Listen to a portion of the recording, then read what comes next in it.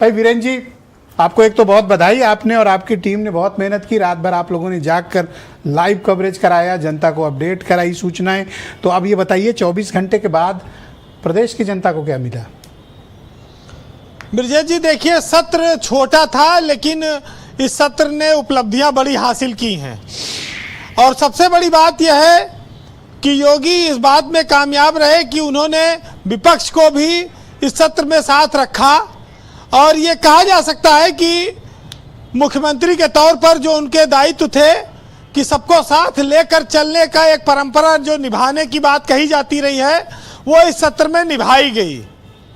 अगर विपक्ष इस सत्र में ना रहता, वो बहिष्कार कर देता, तो फिर इसका मजा अधूरा रह जाता।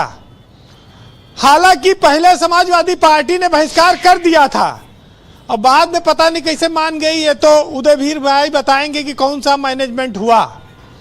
लेकिन जैसा भी हुआ, ये सब ठीक हुआ।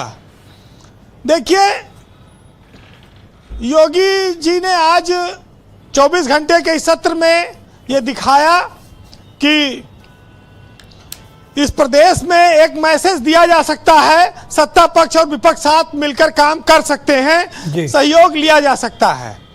वो एक हिंदुत्व की छवि रखते हैं, लेकिन आज उन्होंने जब विजन डॉक्यूमेंट विकास पर बात करने की नौबत आई, तो उन्होंने एक उदारवादी नेता के तौर पर, एक समझदार नेता के तौर पर सदन में अपनी बात रखी।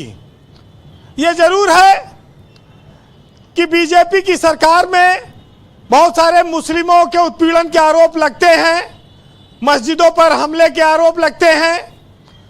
कई सारे नेताओं की चर्चा आई कि उनको आपने जेल में डाल रखा है, चाहे आजम खां हो या इरफान सोलंकी हो।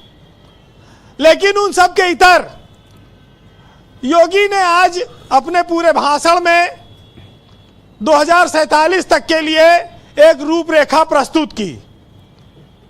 देखिए, योगी आज मुख्यमंत्री हैं और 2047 22 साल बाद आएगा।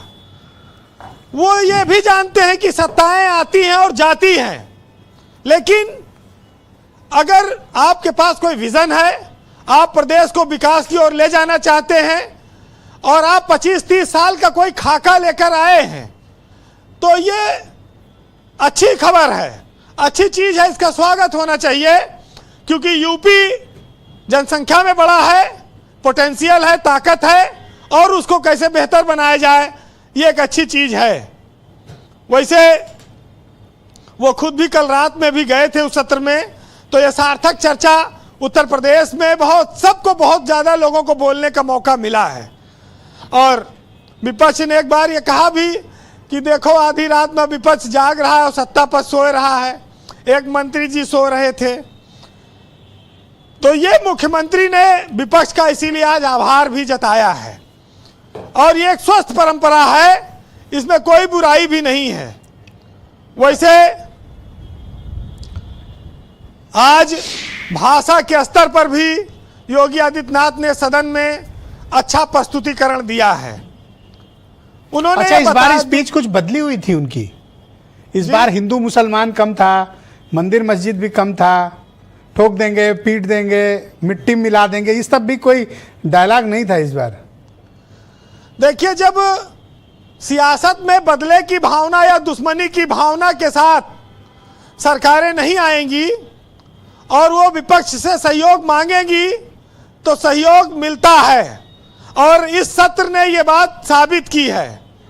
और यूपी की तरक्की और निर्माण में जो सरकार ने सहयोग मांगा था, वो सब ने उनको सहयोग दिया है। क्या योगी अपनी छवि बदलना चाहते हैं?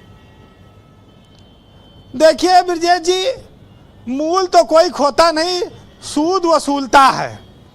योगी मूल रूप से हिंदुत्व के नेता हैं। क्यों मंत्री जी? ब्याज में थोड़ी बहुत कटौती कर दिए हैं, कहीं भाई 10 के बजाय 5 दे दियो। जर्नलिस्ट का एनालिसिस उससे शानदार बोले वीरेंद्र जी, देखिए पूरी पिक्चर क्लियर कर दी उन्होंने।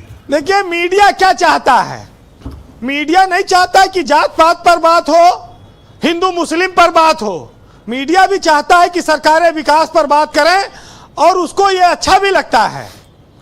लेकिन बहुत सारी जगहों पर ऐसी बातें आती हैं कि मीडिया कुछ दबाव में करता है और कुछ स्वेच्छा से करता है। आज स्वेच्छा से किया गया काम है।